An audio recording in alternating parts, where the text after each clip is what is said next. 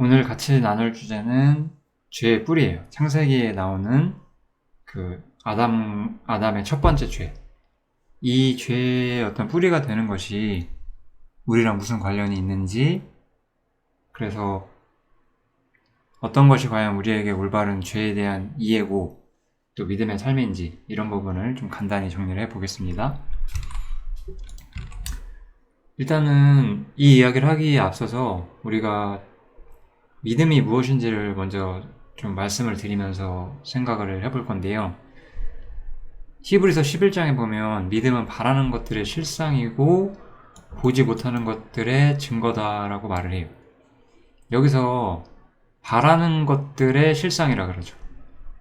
즉, 어떤 사람이 추구하는 것은 그 사람의 어떤 믿음이 무엇인지를 보여준다는 거죠. 예를 들어서 아주 간단한데, 돈이 중요한 사람들은 돈을 바라고 돈을 얻기 위해서 노력을 하고 돈을 가지고 모든 걸 판단을 해요. 그런 사람들은 자기 삶 속에서 돈이라는 게 세상에서 제일 중요하다라는 믿음이 있는 거예요. 그 사람의 일종의 신념이 있는 거죠. 그런 얘기를 하는 거예요. 그러니까 우리가 만약에 주님을 우리의 믿음의 대상으로 바란다면은 우리는 성경을 통해서, 주님을 통해서 우리가 바라는 것들을 추구하게 되고 거기서 무언가를 얻게 된다는 거죠. 이것은 어떤 개인의 완전한 수준의 삶을 말하는 게 아니라 그 사람의 삶의 방향성을 말하고자 하는 거예요. 그 사람의 삶의 방향성을 보면은 그 사람의 신념과 그 사람의 삶의 어떤 가치관, 이런 것들을 볼 수 있고, 그것은 그 사람이 어떠한 믿음 속에서 살고 있는지, 하나님을 향한 올바른 믿음 속에 살고 있는지, 아니면 거짓된 생각 속에서 살고 있는지, 이런 것들이 드러날 수가 있다, 그런 얘기인 거죠. 그 다음에 요한일서에 보면은 믿지 않는 죄라는 것이 나와요.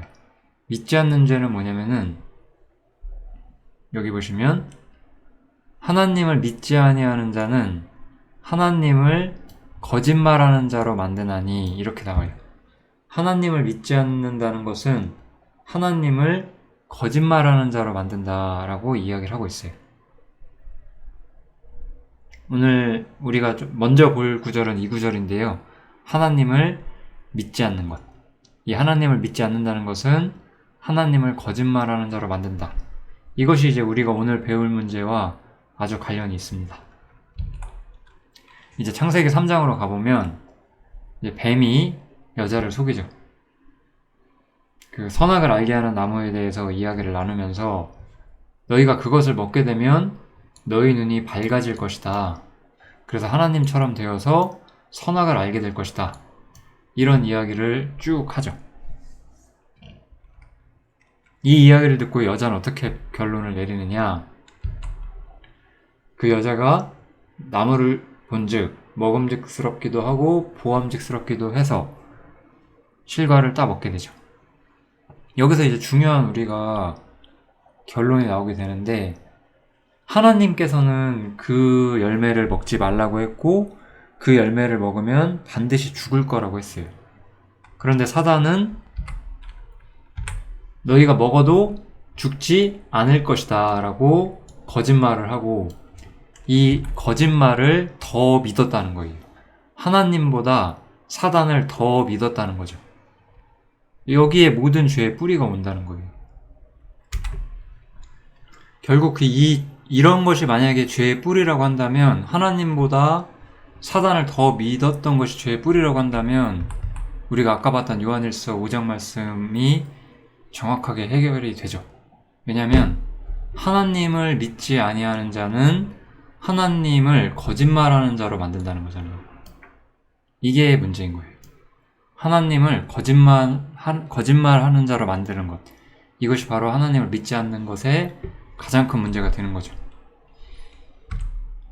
하나님보다 사단을 더 신뢰했다는 것은 사단이 더 맞는 말을 하고 하나님은 거짓말쟁이라고 생각을 했기 때문에 사단의 말을 들었다는 거예요. 하나님 말씀을 신뢰하지 않았다는 거죠.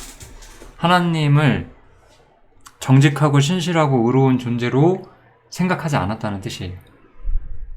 하나님을 불의하다고 생각했고, 하나님이 정직하지 못하다고 생각했고, 하나님의 말씀을 거짓이라고 생각했다는 거죠. 이게 바로 죄의 뿌리인 거예요. 죄의 뿌리가 뭔지 좀 정확히 이해가 되시죠?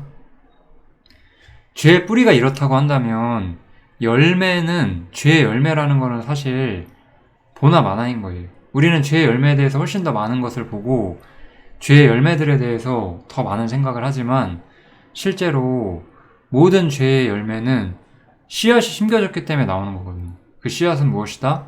하나님보다 사단을 더 신뢰하기 때문에, 하나님 말씀을 믿을 만한 것으로 여기지 않기 때문에 그런 거죠.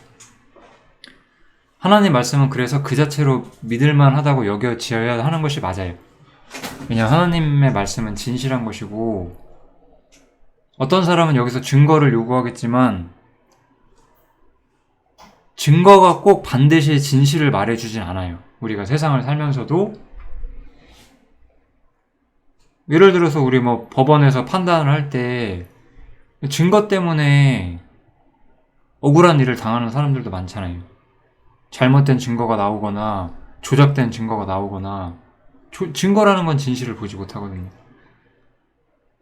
하나님은 증거가 아니라 자신의 말 속에 진실함이 있고 그것을 믿어야 할 것을 요구하셨지만, 이 첫 번째 인류인 아담과 하와는 그것을 거부하고 사단을 더 신뢰했다는 거죠.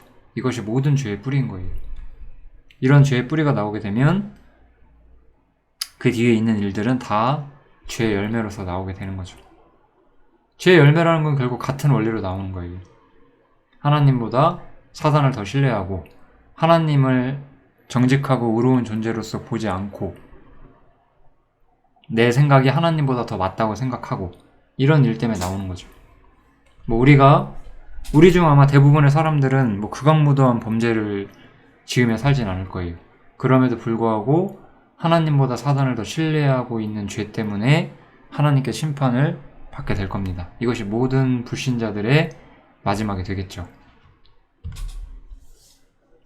우리가 이러한 하나님을 믿지 않는 죄의 어떤 시작이 불신이라고 한다면 그 마지막 종착지는 반역이죠. 그래서 요한복음에 보면은 바리새인들이 예수님을 십자가에 못 박아달라고 말을 해요. 그러면서 우리에게 왕이 없다, 이런 식으로 이야기를 하죠. 사실 예수님이 왕이셨거든요. 예수님이 왕이셨는데 이 사람들은 예수님이 왕이 아니다, 예수님을 거부하게 됐어요. 그래서 어떤 인간 본성의 뿌리라는 것이 하나님을 신뢰하지 않고 하나님을 거짓말하는 것으로 만든 것이라면, 인간 본성의 어떤 종착지, 가장 최종적인 범죄는 예수님을 거절하는 거죠. 예수님에게 반역을 행하는 것이다. 우리가 이렇게 생각을 하시면 될 것 같아요. 그러니까 사실 우리는 주님을 믿지 않는다는 것은 이 두 가지를 다 가지고 있는 거예요. 주님을 믿지 않는다는 것은 하나님 말씀을 신뢰하지 않는 것이고, 예수님을 거절한 거예요. 이 두 가지가 이미 주님을 믿지 않는다는 말 속에, 주님을 믿지 않는다는 삶 속에 다 들어가 있잖아요. 하나님을 거부하는 거죠, 그런 사람들은. 그럼에도 불구하고 좀 더 자세히 우리가 모든 사람들을 본다면, 그 시작에 아담부터 예수님을 십자가에 못 박는 것까지 가장 죄의 뿌리가 되는 것과 최종적인 형태의 범죄 사이에 사실 모든 사람이 있잖아요. 그 모든 사람들을 로마서에서는 어떻게 말하죠? 유대인이나 헬라인이나, 헬라인이라는 건 여기서 모든 이방인을 말하는 거예요. 우리들은 전부 다 이방인이죠. 유대인이 아니니까. 유대인이나 헬라인이나 다 죄 아래 있다라고 우리가 이미 선언했다라고 말을 하고 있어요. 즉 유대인, 율법이 있는 사람들이잖아요. 헬라인은 율법이 없는 사람이죠.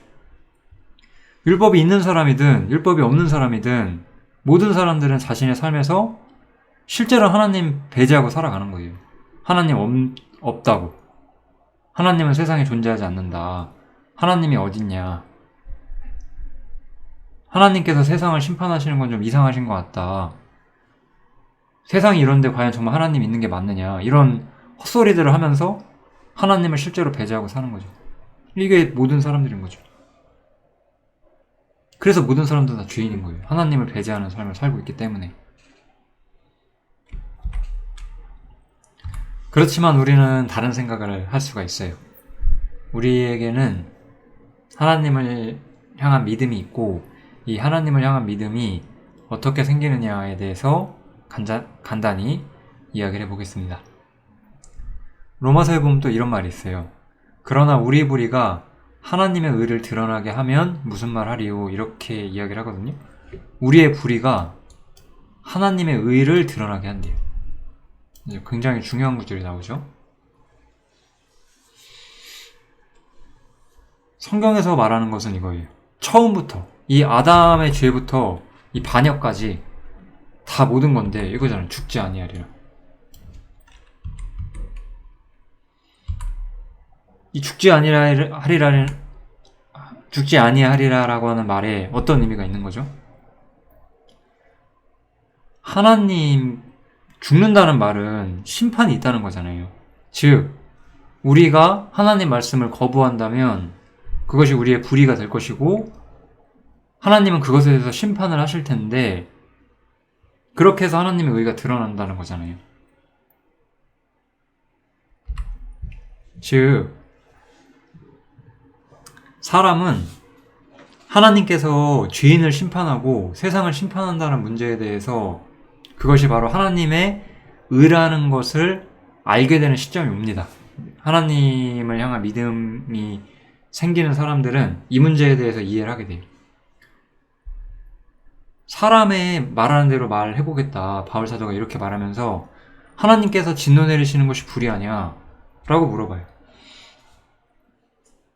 하나님께서 자기의 말씀을 거절하는 사람들을 심판하는 것이 과연 불의한 일이냐? 라고 묻는 거예요. 이게 불의하지가 않다는 거예요. 너무나 당연한 얘기죠. 우리는 세상에서 우리의 기준으로 악한 사람들에게 형벌이 내려지는 건 당연하다고 말하면서 하나님께서 죄인들을 심판하는 건 불의하다라고 말한다는 거예요. 그렇지가 않죠, 실제로는. 이 모든 죄인을 심판하시는 문제에 의해서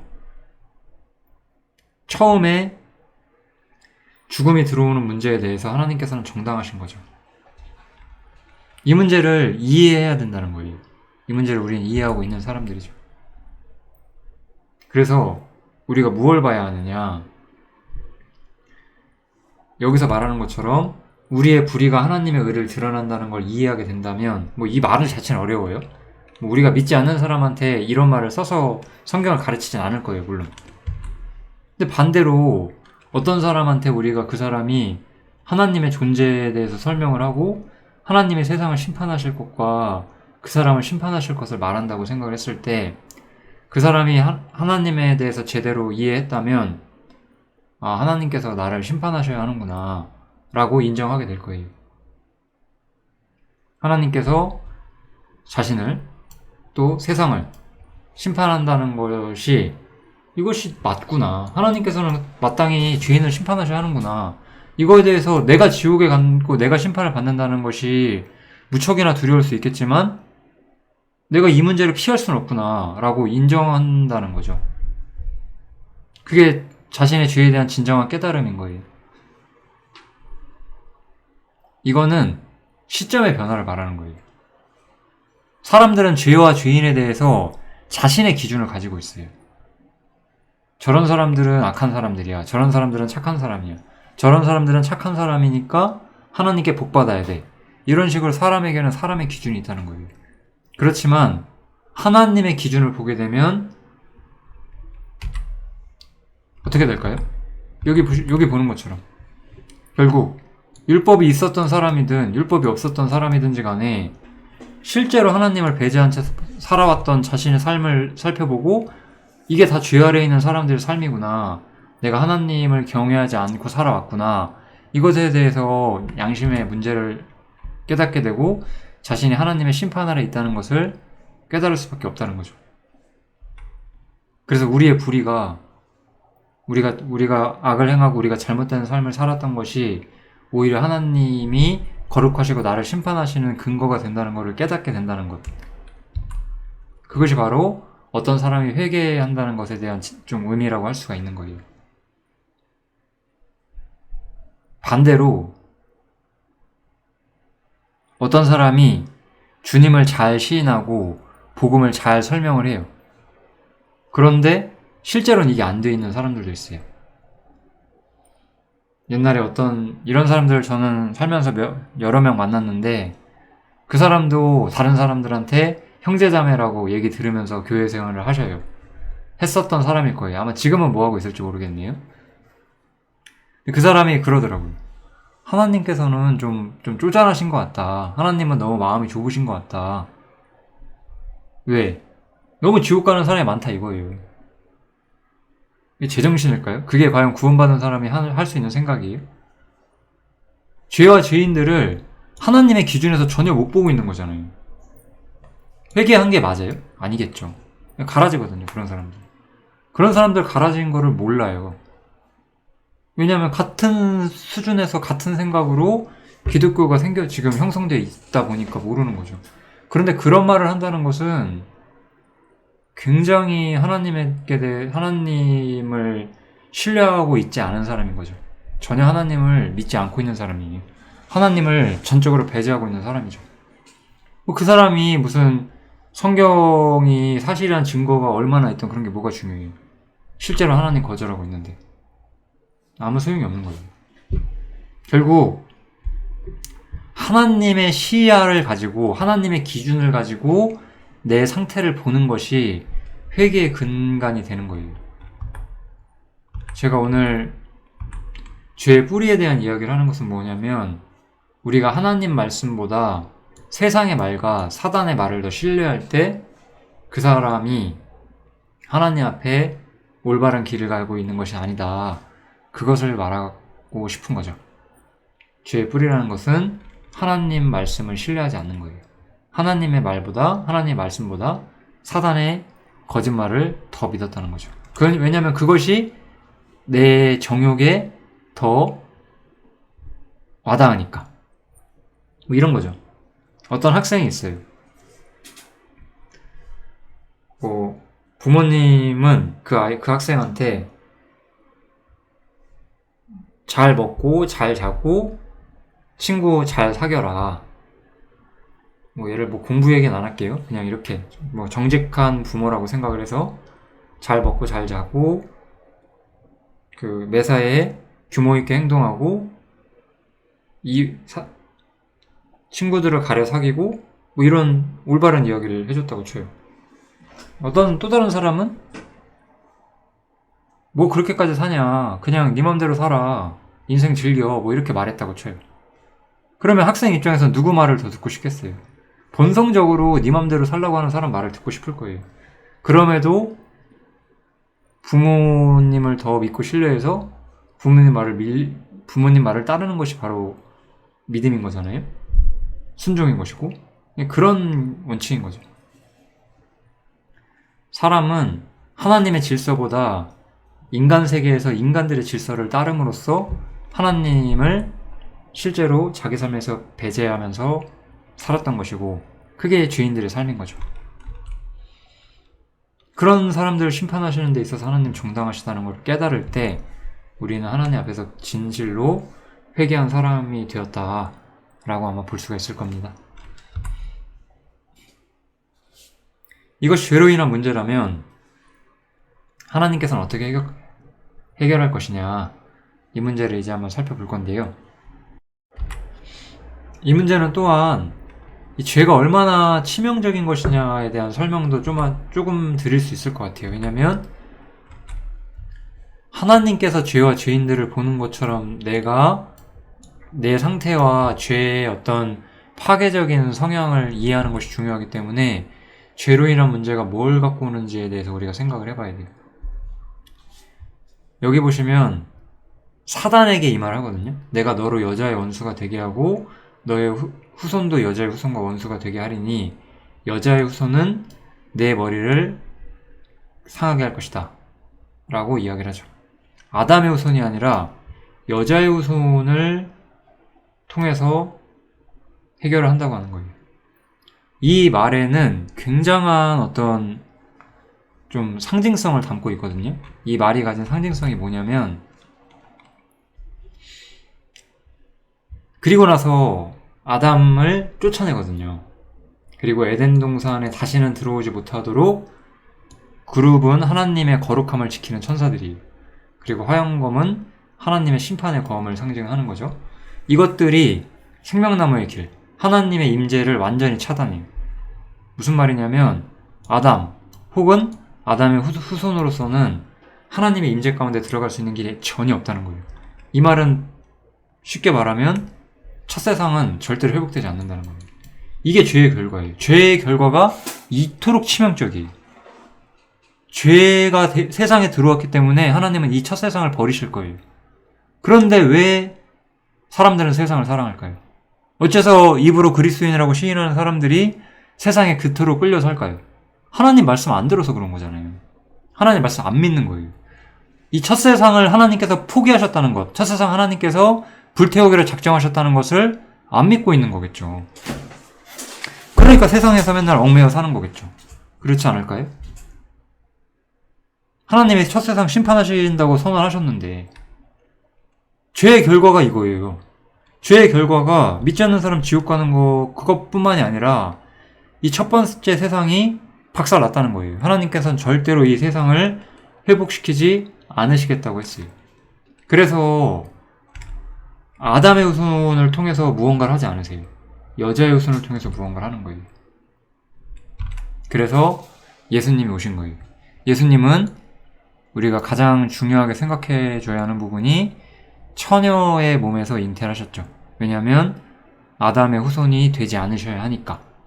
그래서 그분은 길이라고 스스로를 말씀하셨어요. 어떤 길일까요? 아버지께로, 하나님께로 가는 길.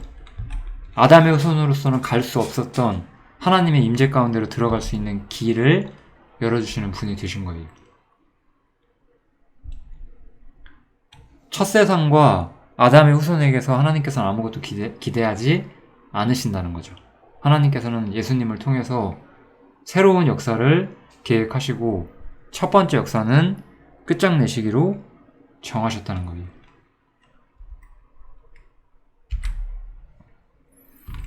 그래서 반대로 또 하나님의 목적은 지금 세상이 아니라 장차 올 세상이 있다는 거예요. 에베소서에서 이 내용이 나오죠. 그 능력이 그리스도 안에서 역사하사 죽은 자들 가운데서 다시 살리시고 하나님께서는 예수님을 부활시키세요. 그리고 이 부활시키신 예수님을 이 세상뿐 아니라 오는 세상 일컫는 모든 이름 위에 뛰어나게 하신다라고 말씀하셨어요. 그래서 하나님께서는 이 장차 올 세상에 하나님의 영광으로 가득 채울 목적을 가지고 계세요. 첫 세상은 타락했으니까. 이 하나님께서는 예수 그리스도를 장차 오는 세상에 모든 이름 위에 뛰어나게 하시고자 하는 목적을 가지고 계시고 그때 그 영광 속에 함께 참여할 사람들을 부르시고 있는데 그것이 바로 교회의 위치가 되는 거예요. 지금 여기서 교회 얘기를 많이 하고자 하는 건 아니기 때문에 길게 얘기는 하지 않겠습니다. 이렇게 만약에 하나님의 목적이 장차 올 곳에 있고 첫 번째 세상을 폐하시는 것이 하나님의 뜻이라는 걸 안다면 다시 한번 우리가 이 믿음이라는 것의 의미에 대해서 생각을 해보면 좋겠죠. 믿음은 아까 제가 처음에 바라는 것들의 실상이고 우리가 추구하는 것들이 무엇인지를 보여주는 것이다 라고 말씀을 드렸죠. 그러니까 결국 믿음이라는 것은 하나님의 생각과 목적, 우리가 말씀을 통해서 이해한 하나님의 생각과 목적을 내 생각과 내 계획과 내 목적보다 앞에 두고 사는 거잖아요. 이런 것들보다 앞에 하나님의 생각과 목적을 두는 거죠. 그럼 하나님의 목적이 죄로 인해서 이 세상에서는 끊어졌고 장차 올 세상에 하나님의 계획과 목적이 있다면 우리 삶의 방향은 어디를 향해야 되냐 이거예요. 또 하나님의 말씀이 세상을 심판하신다고 한다면은 세상에 대해서 우리가 어떻게 봐야 되고 또 반대로 아직 믿음이 없는 사람이라면은 그 사람은 하나님께서 그 사람 자신과 세상을 심판하신다는 거를 믿어야 되는 거잖아요. 온 세상 사람들이 그런 게 어딨냐, 하나님이 그러지 않을 것이다, 하나님은 존재하지 않을 것이다, 어떠한 거짓말을 할지라도 하나님 말씀이 참이라는 것을 믿어야 되는 거겠죠. 믿음이란 것은 그런 의미들을 가지고 있습니다. 죄의 뿌리, 하나님을 거짓말하는 자로 만드는 것이 죄의 뿌리였어요. 하나님보다 사단을 더 신뢰하는 것이 죄의 뿌리였잖아요. 그렇게 함으로써 하나님을 거짓말하는 자로 만들고, 하나님을 거짓말하는 자로 만든다는 것은 실제로 하나님을 내 삶 속에서 배제하는 거잖아요. 그것이 바로 죄의 뿌리였고, 그런 면에서 지금도 사람들은 같은 방식으로 하나님을 거절하고 있고, 우리 역시 우리 삶 속에서 하나님을 밀어내고 내 자아대로 행동하는 것들이 많을 수도 있을 거예요. 그래서 우리 그리스도인들의 삶의 핵심은 자아 처리가 될 수밖에 없습니다. 왜냐하면 우리는 율법에 대해 죽었거든요. 그래서 뭐 율법적인 선을 추구하는 것이나 혹은 교회에서 무슨 지정한 봉사 행위, 예배 행위, 뭐 교제, 뭐 이런 것들을 뭐 마일리지 채우듯이 하는 것도 그렇게 의미 있는 것이 될 수가 없고, 뭐 성경을 많이 보거나 기도를 많이 하는 것 자체로도 목적은 되지 않아요. 그런 모든 것들은 우리가 실제로 우리 삶 속에서 우리의 자아를 처리해야 되는 것.